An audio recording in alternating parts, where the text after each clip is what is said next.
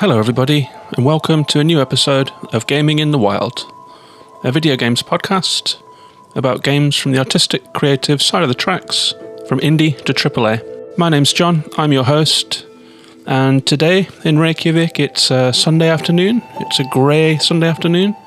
It's kind of warm, it's kind of dark. It's one of those dour summer days where you can feel that the sun is up there above the clouds somewhere, but it's not with us today. A strange kind of day. But this week I've been playing some pretty strange games, actually. I'd finished Norco, and I'd fully intended for the next episode to be about Norco. I think this is a really excellent game. It is the pixel art point and click that's been getting a lot of attention and being mentioned in the same breath as games like Kentucky Route Zero and Disco Elysium. And whilst it might be a junior partner in that particular trilogy, it does deserve to be mentioned in that company. It's a very interesting game. It's a very compelling game. It tells a very strange story about the American South, about industrialization, mixes it with fantastical elements and surreal sci-fi elements and mystery elements. And I'm definitely going to talk about that one. But another game came along after I'd finished Norco, and it's a game that I've been playing for probably 2 years now.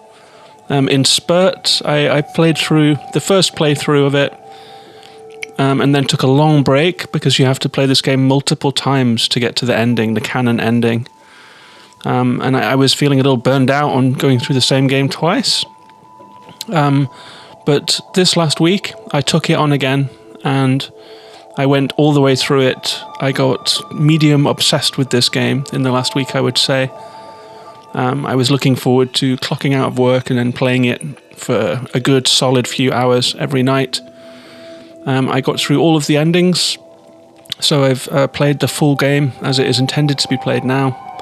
It's a 2017 game. It's infamous. It's a cult game, even though it's a big seller. And it is NieR Automata, which I guess came back into the news and into the gamers' public consciousness last year, because the prequel NieR, the original, was remastered and re-released. So it's been back on people's minds again. It was also the 5th anniversary of that game, and it seems like it has taken on a life of its own. The fandom is huge. It's the kind of game that people get obsessed with, and I learned why in the last week, and I'm looking forward to taking a swing at adding my viewpoint on it and pulling it apart a little bit and discussing the strangeness of it as the featured game of this week's episode. I also, after having finished NieR Automata, I was just sitting staring at the screen thinking, like, what the hell do I play after that game? Should I just start it again? And I started it yet again, which is a little ironic considering that I had bailed out of the second playthrough, never mind just voluntarily starting a third or fourth playthrough.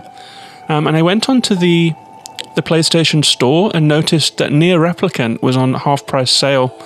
NieR Replicant is the remaster of the original NieR game, made in 2010, and then remastered and released last year.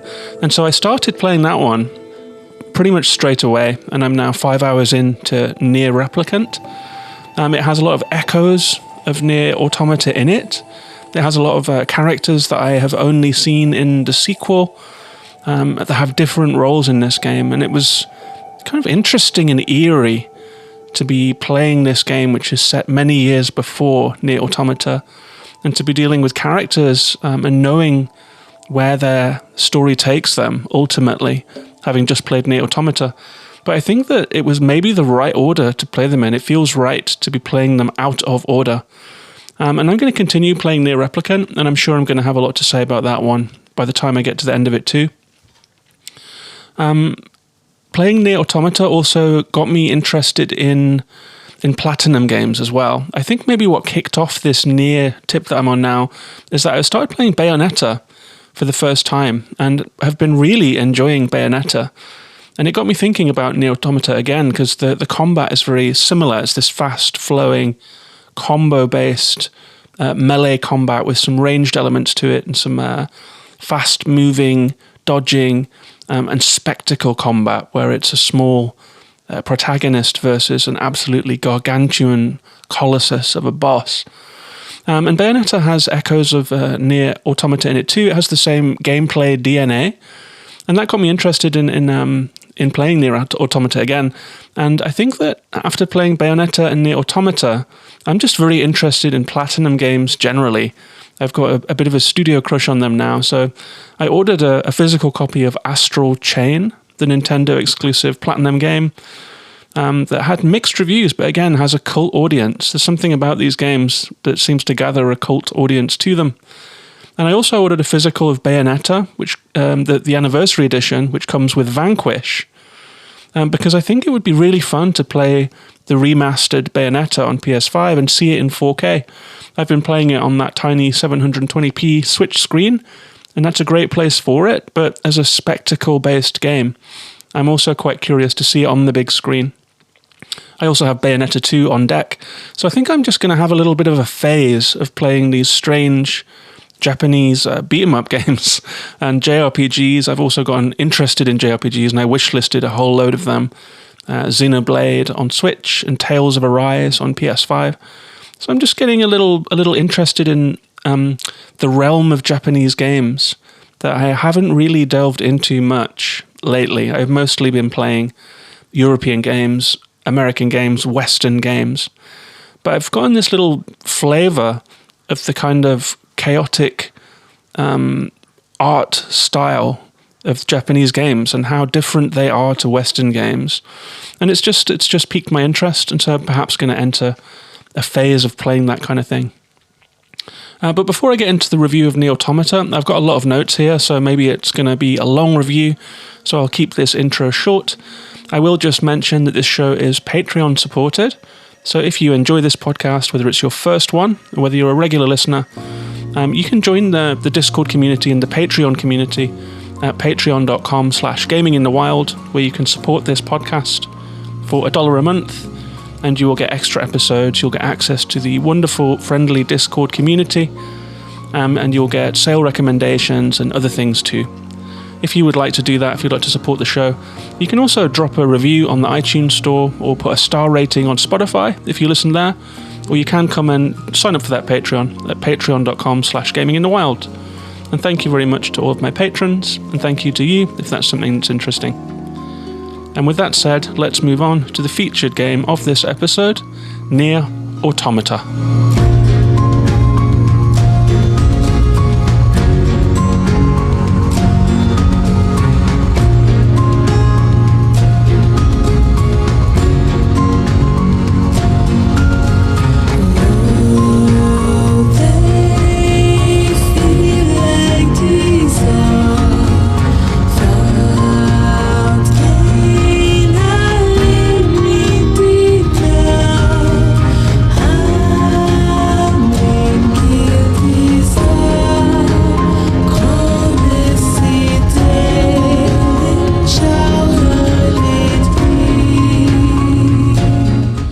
So NieR Automata is a game that came out in 2017. It came out at the start of that year.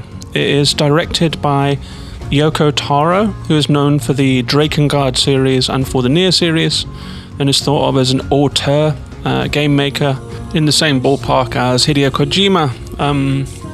He's an eccentric game maker, and his games have some eccentric qualities that are unique to him. It was developed by Platinum Games, and it was published by Square Enix.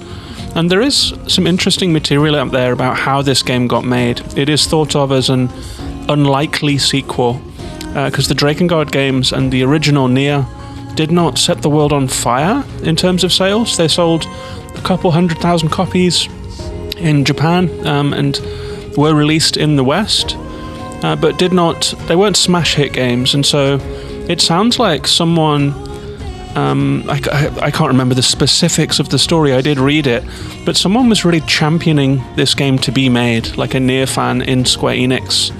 He wanted to see Yoko Taro make his masterpiece, and so paired him up with Platinum Games, who were famous obviously for their third-person slick combat games, with Yoko Taro at the helm, published by Square Enix. The game was a huge hit. a worldwide hit. It has sold 6 million copies as of July 2021, and it seemed to be going up by about 500,000 every 6 months, according to the sales data on the wiki page. It won some awards. It won a Game Award for Best Music. It won a DICE Award for Best RPG, and it got the GDC Audience Award. It was nominated for a whole load of others.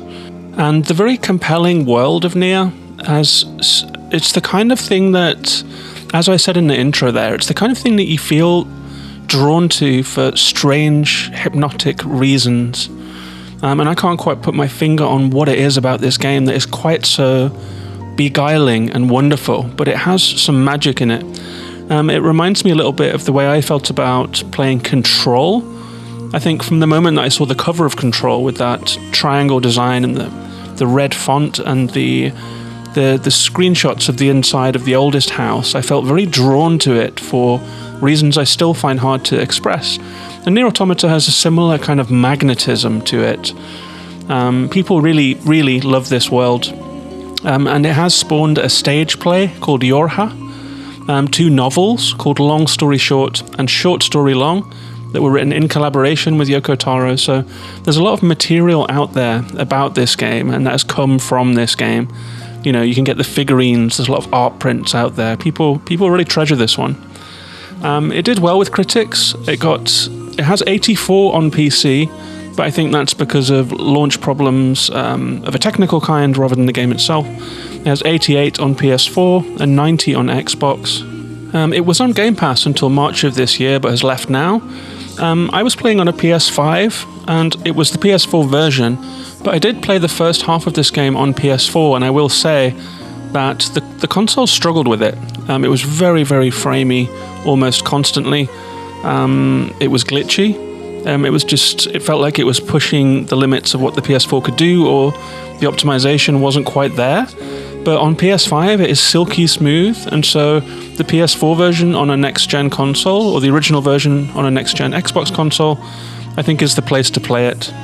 How long to beat is a little split on this one, I guess because of the nature of it, with the multiple playthroughs and so forth. It says that the main story is 21 hours, which is, I think, how long it takes to hit credits the first time. The main and extras is 37 hours. Completionist is 61 hours. I would say that main story actually does require those multiple playthroughs because they illuminate so much about what's happening. It's a game that is intended to be played through at least 3 times, and the playthroughs are different each time in ways that I will get into. So that 21 hours figure is to see credits the first time. That's the way I played it. The first time I played it, I saw credits and I was like, yeah, okay, I'm going to skip these replays. But you don't see half of the story in that first playthrough. So I would say that a full playthrough of this game is closer to that 36-hour mark. I do think that you need those multiple playthroughs and to see credits multiple times to get the full experience, and intentionally so. So it's an unusual game in that regard, and that is a Yoko Taro trademark. Multiple playthroughs required, multiple endings, shifting perspectives, multiple characters, that kind of thing. That's kind of how he rolls. And the studio describes this game as: NieR Automata tells the story of androids 2B, 9S, and A2 and their battle to reclaim a dystopian Earth overrun by powerful machines. Humanity has been driven from the Earth by mechanical beings from another world. Now a proxy war between machines and androids rages on that could soon unveil a long-forgotten truth of the world. And my take on this one is that it's a bizarre, compelling, and overwhelming robot opera with all of the melodrama and spectacle of blockbuster anime, a tangled, grandiose story, gameplay that is a love letter to various genres of video games, and some chaotic philosophical musings on existence, agency, and meaning. So there's a lot going on in this game. It's a difficult one to talk about. It's interesting to look at this one on YouTube. It's the kind of game that seems to inspire a certain sort of critic to write a 3,000-word essay and then read it out on YouTube. There is so much going on in this game. It is a big, confusing, tangled web of stuff, of artistic influence, of philosophical questions, of name-dropping, of just aesthetic car crash of different types of game. The world itself is very mixed up as well. And so unpicking it is a big task. And I think that that's kind of what makes this game what it is to some degree. But I'll get back to that later on. But the basics of the game are that it's a third-person sci-fi JRPG. It requires multiple playthroughs. It has plot reveals that change everything, in inverted commas. It has different endings. It asks big questions. It dips into some Asimov questions of where does life begin and artificial intelligence. It dips into some more broadly philosophical questions about how history is written, how meaning is formed, how we understand the world, how the characters in this game understand the world that they are in. It touches on questions of agency and choice, of why we do what we do. It touches on belief systems and different ways of trying to find meaning in the world, of nihilism, of purpose, and all of that with a lot of sexy androids running around a post-apocalyptic city, killing robots with lots of whizzy explosions and digital glitter. So this is a real mixed bag. But the gameplay itself is pretty fun from moment to moment. It is third person, and you start playing as the robot 2B. And there's lots of different gameplay styles in this one. It flips through different gameplay styles on the regular. The main view of the game is third person action RPG. So you're looking down at the back of 2B, you're controlling her into space. And she has hack and slash combat. She carries a couple swords, heavy one and a light sword. She has a pod that floats behind her that can fire projectiles. So you have a little floating gunner with you as well. It often shifts perspective from third person to 2D. So sometimes the perspective will shift and you'll find yourself running in a 2D game doing platforming. Sometimes it will shift into a vertically scrolling shoot 'em up where you're controlling 2B in a mech suit, an air unit, and waves of enemies will come at you. From there, it can flip again into a 3D twin-stick bullet hell shooter, where you are maneuvering around the screen, able to fire in any direction, and trying to navigate bullet hell environments. And then it'll flip straight back to 3D JRPG, action-adventure style. You spend a lot of time exploring the map. Most of the time is spent in that third-person perspective, running around a post-apocalyptic world, which has several different areas that are really beautiful and different and exciting. So you're running around between quest markers, you are doing missions such as investigate the mysterious signal, and you have a pin in the map to run towards. You have side quests that you can do for people, most of which are fetch quests or go and kill a thing. But they do give extra bits of story and extra bits of context that make them worthwhile, even if they feel a little bit repetitive and a little bit rote in nature. There are also cutscenes where you get to talk to the antagonists, where you see world events take place. These big dramatic cutscenes that go on with chat between 2B and 9S, our heroes, and with the various antagonists that pop up along the way. There are huge boss fights, these massive staged boss fights that you will be familiar with if you've played old God of War or the Bayonetta games or things like that, where you are just a dot on the screen and you're fighting something that just seems too big to reckon with. But of course, these big spectacle boss fights, they're incredibly fun, and they themselves will often mix it up between hack and slash and shoot 'em up. Like an air unit might come down and suddenly you're taking to the air and taking this boss on in a different way. So there's a lot happening all the time in this game, and most of it is really good fun. I really enjoyed the shoot 'em ups. It just felt like a real love letter to video games as a whole, if you know what I mean. Like, this is a game obviously made by someone that just loves games, that loves old style shoot 'em ups, that loves hack and slash 2D platforming and modern video games too. And this game squeezes all of that into it. And so it's very varied, it's very satisfying, and it just feels very lovingly put together. It feels ambitious. It tries to do a lot of things all the time, and it really, really held my interest. I have a lot of respect for how much they tried to do in this game and how much of it worked.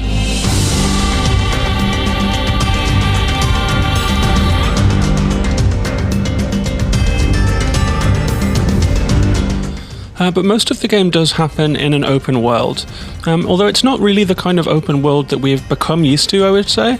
There are various large areas available for you to run around and explore if you want to. You always have a pin that you can run to, so it's very easy to beeline the story. If you do explore, for example, the desert, the forest, or the city, you will find things. You will find NPCs that have something to tell you. You will find items, but it doesn't really feel like a game that's built for exploring in the same way as something like the Horizon games or, like The Witcher or anything like that, where it's built for you to explore, and exploring is the main activity. It's not the main activity here.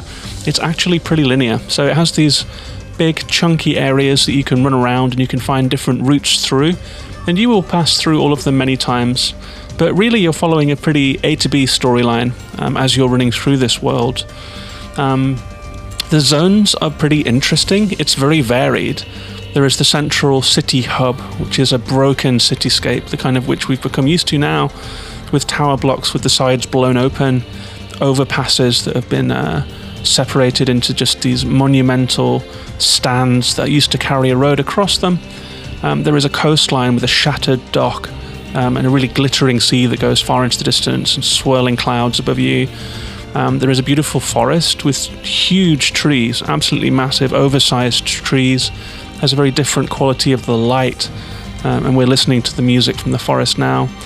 The desert is beautiful. It has this dusty, rolling expanse with really filtered light and particles in the air. You slide down the dunes like in a Journey, which felt like a little reference point, the way that it resembles it so closely. And there's also some just really crazy places. There's a factory where things are being made with lava everywhere. There is a theme park, which is just inexplicably still kind of running in this post-human landscape. I think I should maybe say at this point that, the things that I'm describing now all happen pretty quickly from the beginning. You'll see all of these in the first 5 hours of gameplay. And I'm going to try and keep this spoiler-free. If I do talk about any late-game stuff and plot twists, I will definitely put a big, fat spoiler warning over it. But I am going to talk about biomes, as I just did. I am going to talk about gameplay variation, characters, weapons, that sort of thing. But the big secrets of this game I won't talk about on the podcast, so you're safe to listen on. I don't feel like the zones of the city are a spoiler. People have probably seen the screenshots and videos of these spectacular locations by now. The theme park is absolutely rad, though. It's like there is a giant Disney castle and there's fireworks and rides and roller coasters, and it's a very surreal place, especially in contrast to the broken down city and the wide areas of barren nature that you'll encounter.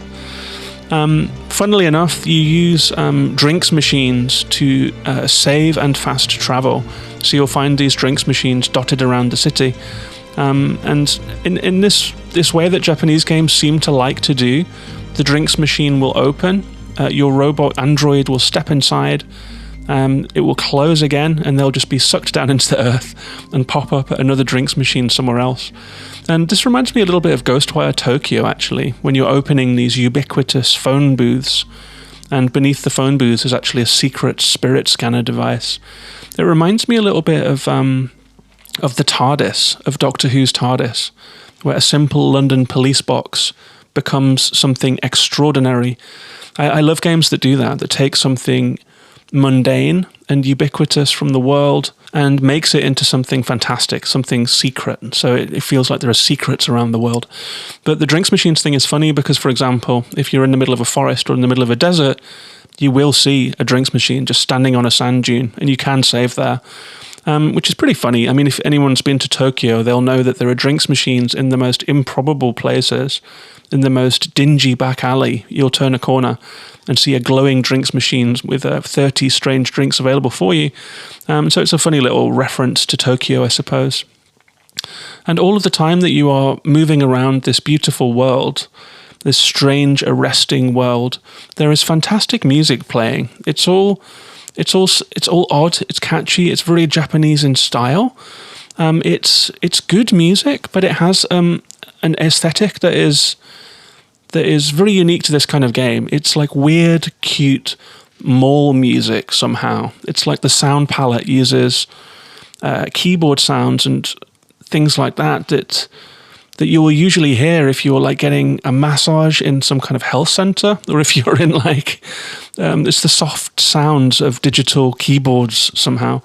And there is some orchestral stuff in it too. And there's a lot of vocals in it, unusually. There's a lot of very catchy melodies that will stick in your mind. And the music is mind-boggling even in its own way. It's such an unusual set of music. There are 3 discs worth of music on the soundtrack. And so there is music playing everywhere you go, all the way through the game. It's always tailored very well to the area of the game that you're in, what's happening on the screen. Some of the boss music pieces are actually, the bosses will move through phases in tandem with the music. So it really does get a huge orchestral sweep that adds grandiosity to these already eye-popping boss battles. But something that is very striking to me about this music is the way that it moves in phases. So each piece will have a simple, quiet refrain. It will have an ambient version. It will have a propulsive main version, and then a super pumped up, hyped, anthemic version for combat. And in one of the playthroughs of the game, you also zip from reality into robot minds. You hack the robots. And when that happens, you sweep into their mind. You end up in a small kind of abstract grayscale video game where it's a little shoot 'em up, it's a little twin stick shooter. You have a little arrow that is you, and you have to hack the computer by blowing up all of these little black circles and then taking out the main one. And when you do that, it's so cool that the music will seamlessly switch from the zone music that you are in into a chiptune version of it absolutely seamlessly. I'll give you a little example of that here.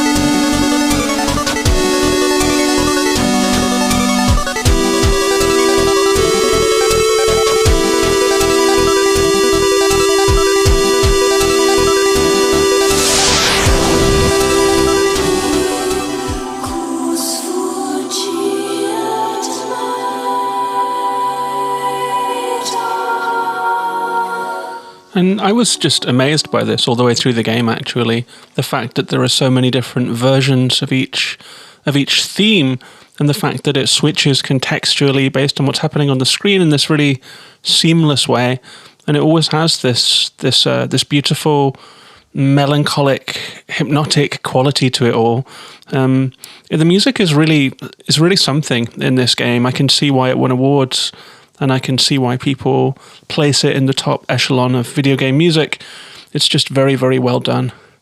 But one thing that I haven't really touched upon yet is the story, and there is a reason for that.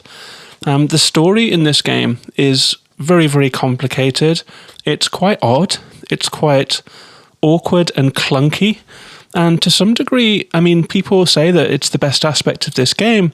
I find it to be an element of the game that is kind of a medium success, but also has a couple of things in it that bother me a little bit. I found the storytelling to be a little strange and not entirely successful in what it was doing.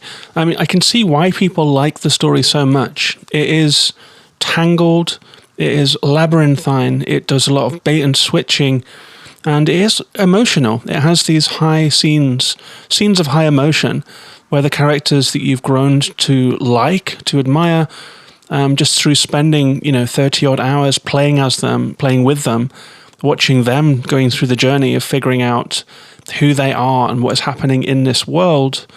There's a lot going on there, but the basics of this story are that Earth has been attacked by aliens who have unleashed an army of robots upon the Earth. And the robots on the Earth are tin pot robots. They look like a child's drawing of a robot. It's like a trash can with eyes, little spinny arms, little round head, just lumbering around. They are kind of pathetic, strange, retro-futuristic little things with a traditional robot voice that kind of Dalek voice, and so the surface of the Earth is just covered in these things. They're like 1950s rust bucket robots unleashed by an army of aliens.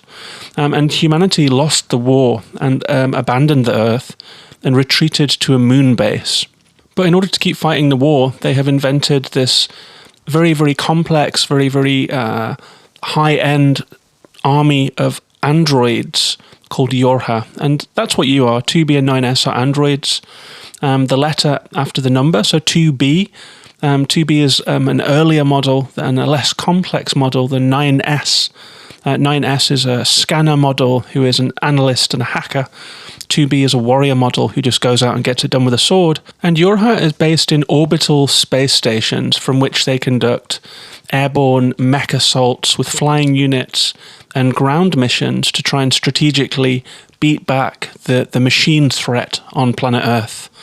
And there's a lot of mysteries built into that. It's a proxy war where the robots are fighting for aliens that you don't see, and Yorha is fighting for the humans who are absent because they are on the moon base, in safety. And so you're fighting a proxy war between two types of robot, the humanoid androids who look like humans and are graceful and beautiful even, and then these rust bucket robots that are crawling around on the surface of the Earth, and you clash with them constantly. There's a mutual hatred and distrust of the other. The robots on the Earth don't like the androids because they're always just, destroying them en masse. And the androids have a hatred of the robots because they are fighting for their human overlords. They say, what is it again? Glory to mankind is their salute. They put a hand on the chest like a military salute and say, glory to mankind, all in unison. So they're the human army. And it's a strange premise. It's a clunky premise. There are lots of different moving parts to that premise. But that's the situation that 2B and 9S find themselves in. At the start of the game, there is some unusual robot behavior with robots swarming and behaving weirdly. And that's really where the story kicks off. And that's where we first meet 2B, who is going down. She's embarking on a mission to the surface of the Earth. She gets into some trouble down there and ends up facing off against one of the gargantuan bosses that we've talked about, a huge robot unit. 9S swoops in. He's a support unit. He kind of saves her ass in a way, and together they defeat this boss, and that's the start of the game. And 2B is the female protagonist of the game. She's a combat robot. She carries a giant sword and a light sword. She has her pod cannon. She's very matter-of-fact. She's all business. She's cool as a cucumber. And she's a super cool, super powerful female protagonist of the game. 9S as the support unit is more boyish. He's a hacker. He's into strategic strikes. He's an air unit. He's less about brute force. And as a personality, he's kind of bumbling, friendly. He's a little bit silly, and he's a little bit in awe of 2B. And so that's the dynamic that exists between those two for most of the game. And there is an interesting cast of characters that you meet throughout the game too. A2 is another android that you'll meet later on in the game. There is a robot called Pascal, who is the chief of a robot village who you'll encounter. There are some returning characters for people that have played the original NieR. There is a resistance camp that acts as a hub from which you are given missions. The resistance fighters give you a room that is your own. Yorha will send you orders. They'll say you have to go here, you have to go there, go and find out what this strange robot behavior is over here. We've scanned a mass movement of robots in this direction in the desert. And as you are running between your different objectives, you will encounter robots just out in the wild. So there's a constant flow of combat going on. The combat is fast and fun. I'll talk about the combat a little bit now, actually. There is a lock-on because you're often fighting with mobs. So you hit the right stick, you press the right stick to lock onto something. You then hit R1 to fire, so your pod will start firing a stream of bullets that will then trace that enemy. You will then circle that enemy, and you can go in with light or heavy attacks. You have a brilliant dodge. The evade in this game is really satisfying. Your robot kind of turns into a hologram and then reappears behind the target. You can then air juggle as well. You can lift them up with a heavy attack and juggle them in the air, which will save you from being mobbed on the ground. It's very slick, it's very fluid. I would say that it's quite easy, mostly. I didn't die a lot in this game. So the combination of air juggling, ground smashing, evasion, pod blasting, special attacks with a cooldown, such as a very powerful laser that you can fire. It's a big mixture of hack and slash, of dodging and shooting all of the time, and very satisfying. So as you're running around the world, you're just always engaged in that kind of combat. And I have to say, I kind of like that it's just quite light. The whole game feels quite light in a way. It doesn't really feel like, you know, the way that Kratos feels in God of War. You really feel his feet hitting the ground. It's not like that in this game. It's more like Genshin. It's like you're skating over the world. And the combat is very floaty and fast, and it's kind of the Platinum trademark, I guess. Bayonetta is the same. It all feels like high fantasy in some strange way, rather than being very corporeal and earthly. And that's fine, and I think the fact that you have to play through the game multiple times lends itself to easy combat, so it's not going to hold you back by being really difficult. You might have to take on a boss once or twice, but for the most part the combat is just there to keep you amused as you're moving through the story, I think, and I kind of like that about this game. I like that the difficulty is manageable. I like that the combat is fast, it's over quickly. The mob combat is very satisfying. You just feel like you can smash anything, and it's really satisfying doing it.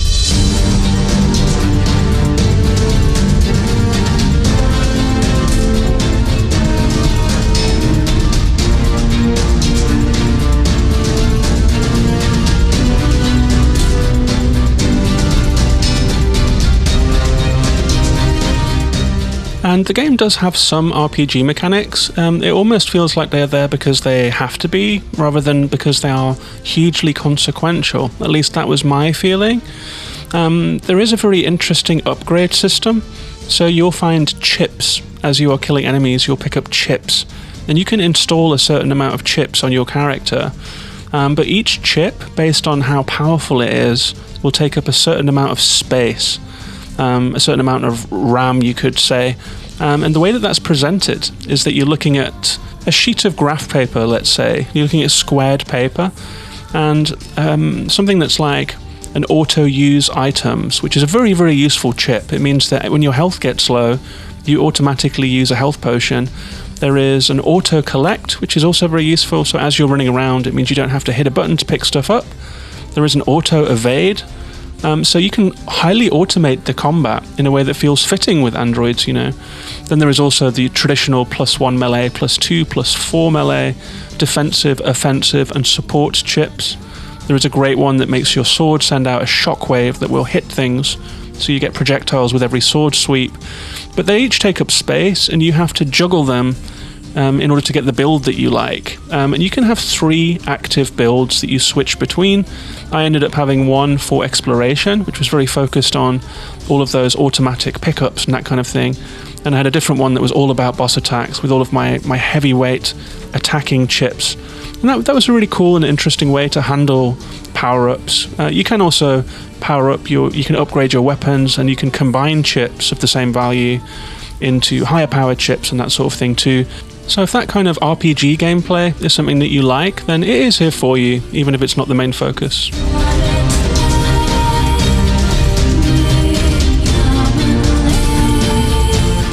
And another part of the core appeal of this game is the art style, and I can't believe it's taken me this long to talk about it, but it's a beautiful looking game. It's not the most advanced open world graphics we've ever seen by a long way. In fact, compared to 2017 games like Horizon Zero Dawn, which is still maybe like a high watermark, the Horizon series, it feels older by comparison for sure. But it's not about the graphical fidelity and detail. It's about the art style. Like, the city is very desaturated, very dusty, very broken. And the Yorha space station everything sinks into monochrome when you're there. It turns into grayscale. When you're in the desert, the light changes incredibly. So the whole world is rendered very well, but it's really the characters. It's the characters, the art style, the direction, the fashion of the characters is unbelievable. I've not seen anything quite like it. 2B, for example, is this sort of intense gothic Lolita arch femme supermodel of a character wearing this really crazy velvet dress, which is cinched in at the waist with ruffles out across the hips, a cutout at the chest, lace elbow gloves, stockings and heeled thigh boots. and a visible white leotard under it all. She has a blonde bob, and she has a black blindfold. And in the cutscenes, you can see the stitching in these outfits. You can see these ruched shoulders that she has.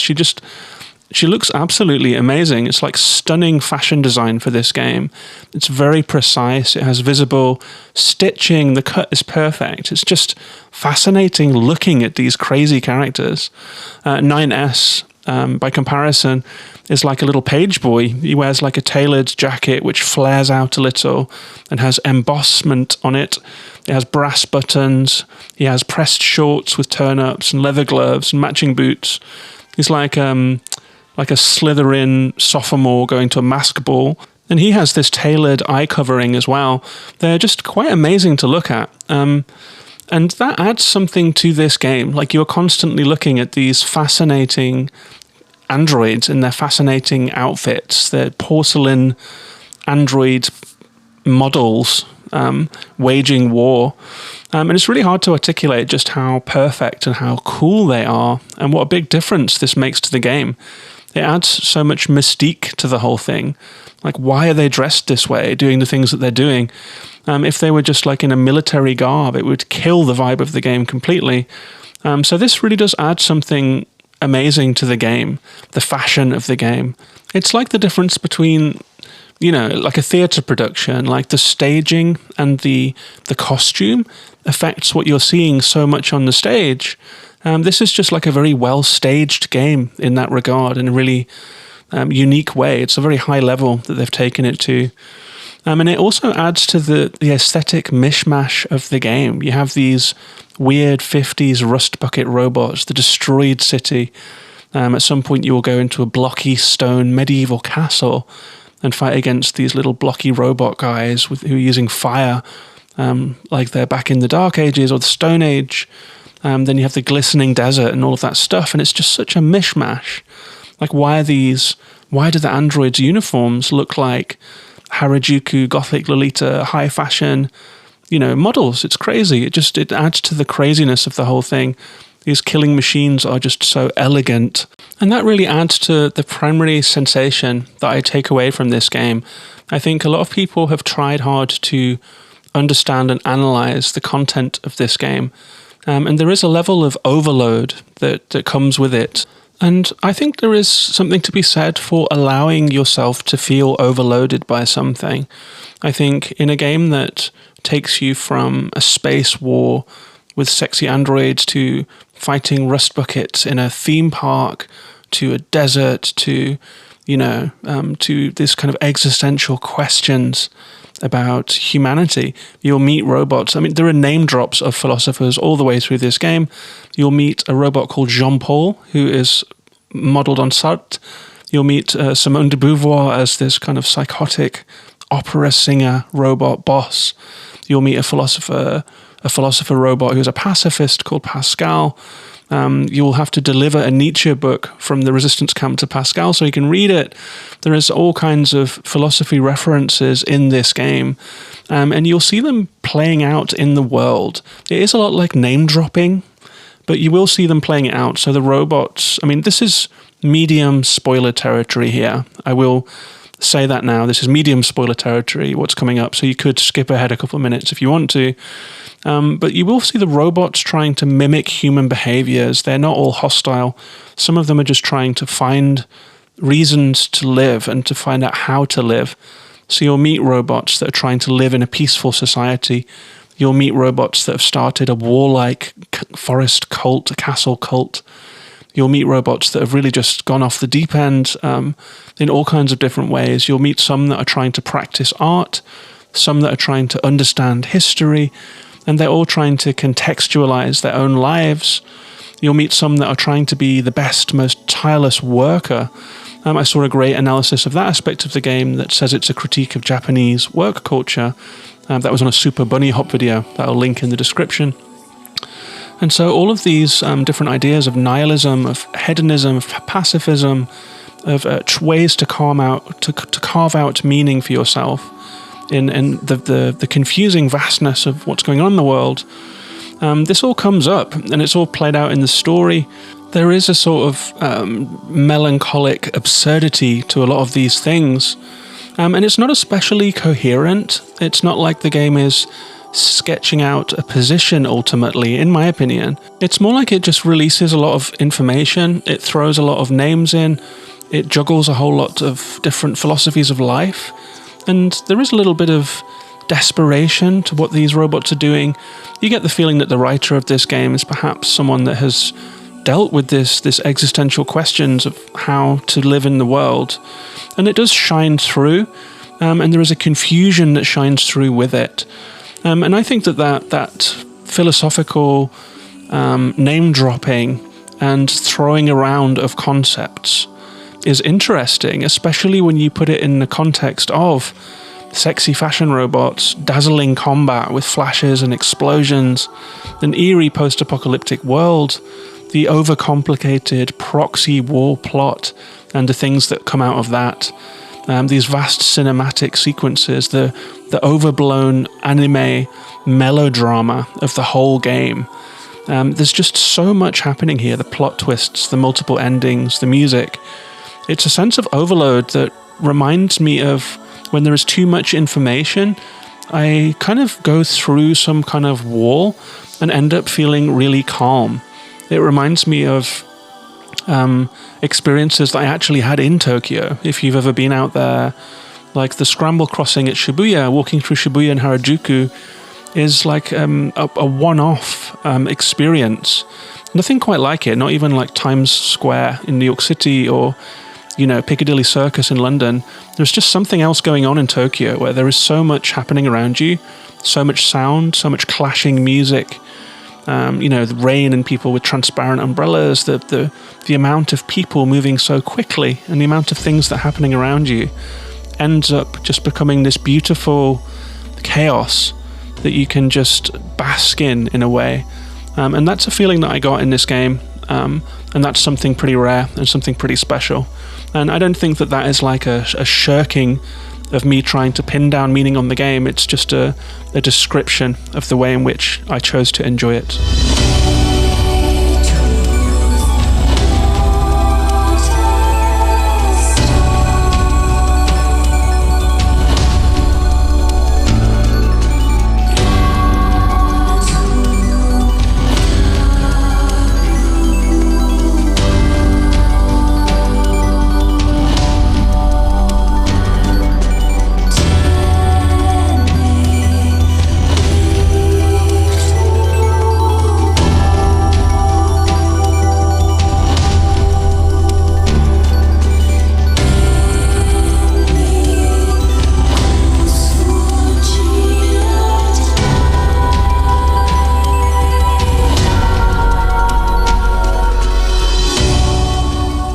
So to finish off, I will, as traditional on this show, I'll run through a few of the ups and downs of the game.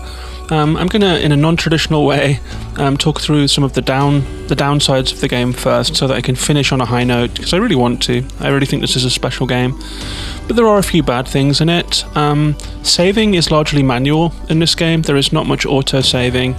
And that has tripped me up a lot in this game, because you can only save at certain times. You'll see a little icon on the screen that says saving available. It seems to come and go in an almost arbitrary way. And so sometimes if you're in the middle of a huge long half-hour assault on a tower or a factory or something like that, you might try and save, but the saving is not available. Later on, you might die and realize that you have to go back half an hour of gameplay, and that saving was available at some point, but you missed it because you were in the heat of combat or expecting an autosave after a boss battle, for example, that you did not get. And that's a big time waster. It's like the bad old days of video games before autosave became a thing, before the game helped you to save your progress. And that really got to me a few times. I felt like it was a little shoddy in the implementation here. There is also a lot of invisible walls in this game. This is also the case in Bayonetta and other Platinum games. Sometimes it looks like the scenery can be explored, and you try at first, but then quickly realize that all doors are locked. All corridors are just invisible walls, same with stairways. And so you end up being funneled through the game. And in an open world, that's not great. I like to feel that the world is real, but in actual fact, I felt in this game often like it was a series of corridors designed for me to run through.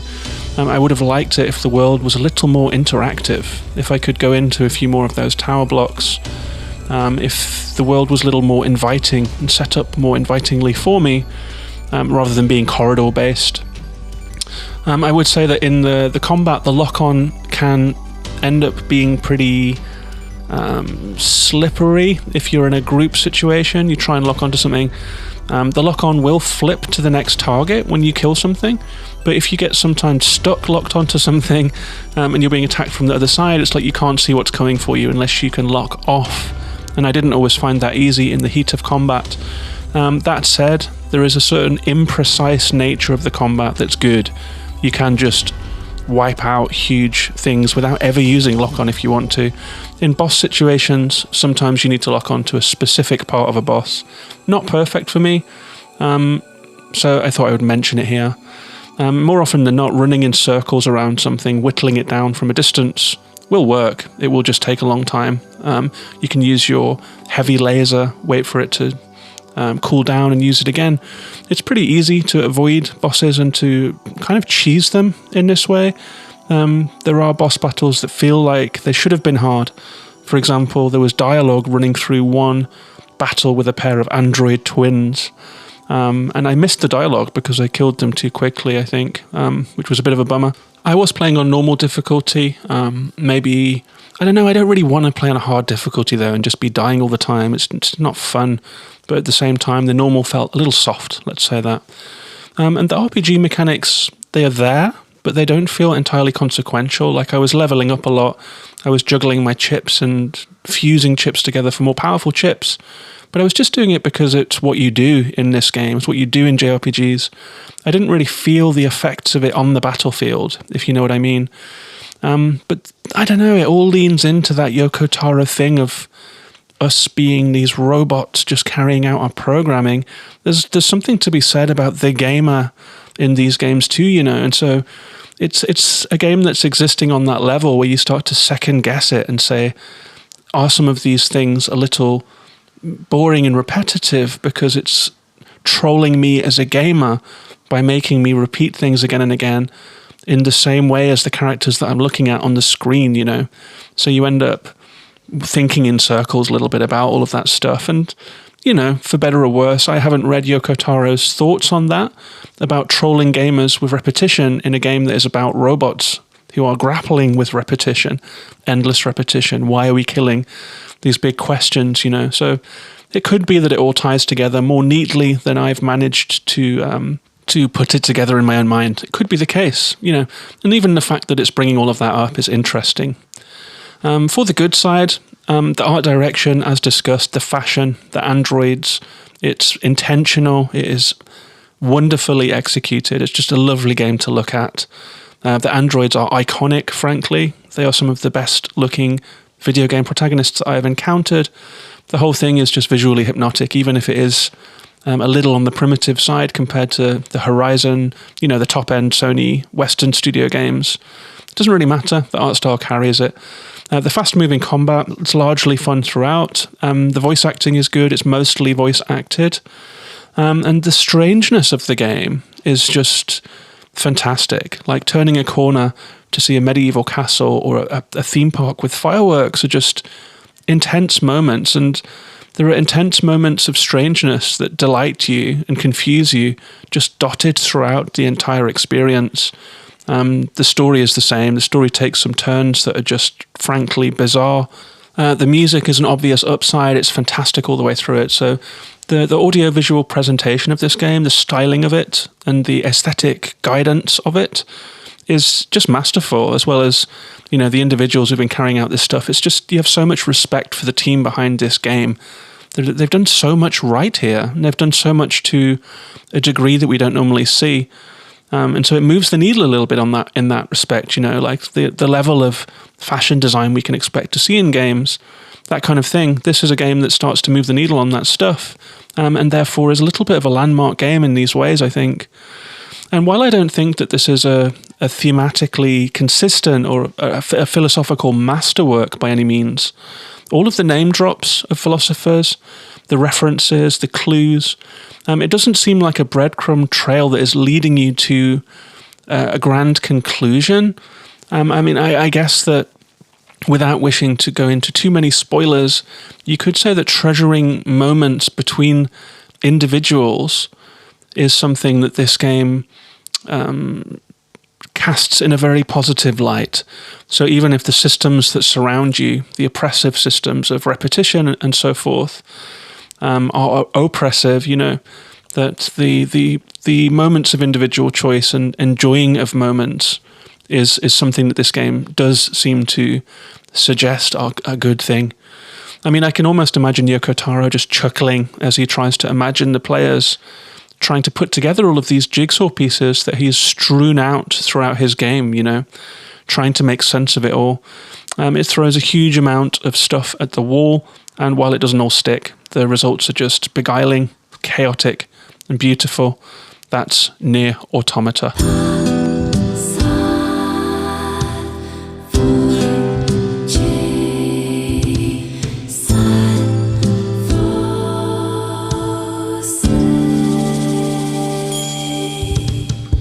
So I hope you enjoyed that review of NieR Automata. I really enjoyed the game. It's a masterwork. It's a crazy thing. I'm really glad that it exists. The fact that I went straight into NieR Replicant should tell you something. Like I had not had enough of this world, and I still have not. I'm very, very interested in this. I think I'm going to look into those short story collections. I just want to soak in everything that is part of this crazy game world. Fantastic game. Like I said, I played it on a PS5. I'm sure it runs really well on the modern day Xbox as well, and maybe the PC version has been cleaned up by now. However you do play it, I would suggest that you do play this game. If you have played NieR Automata and you'd like to tell me your thoughts about it, you can find me on social media. I'm at Gaming in the Wild, mostly on Twitter, but also on Instagram, on Facebook, on YouTube, and on Twitch. I do post videos sometimes and very infrequently stream. You can also join up to the Patreon if you'd like to support the podcast and come and join the community and talk to me and the other listeners. You can do that at patreon.com/gaminginthewild. I'm also very grateful for anyone that leaves a review on iTunes, on Apple Podcasts, or puts a star rating on Spotify. You have to get a minimum number of ratings on Spotify before you're actually given a mark. I haven't got there yet, so if you do listen on Spotify, I would really appreciate you dropping a star rating on the podcast. I'll be back next week with another episode. Not sure what it will be about yet. Maybe Norco. Who knows? Maybe I will power all the way through NieR Replicant. I do want to talk about Norco though. I don't want it to fall by the wayside. It's a remarkable game in its own way. It's just that NieR Automata just took over my brain this week, so I had to talk about it. It's an hour-long solo podcast, which is quite a rarity, and I guess says something about how much there is to say about this game. Hope you enjoyed the show. Take care of yourselves and each other, and bye-bye for now.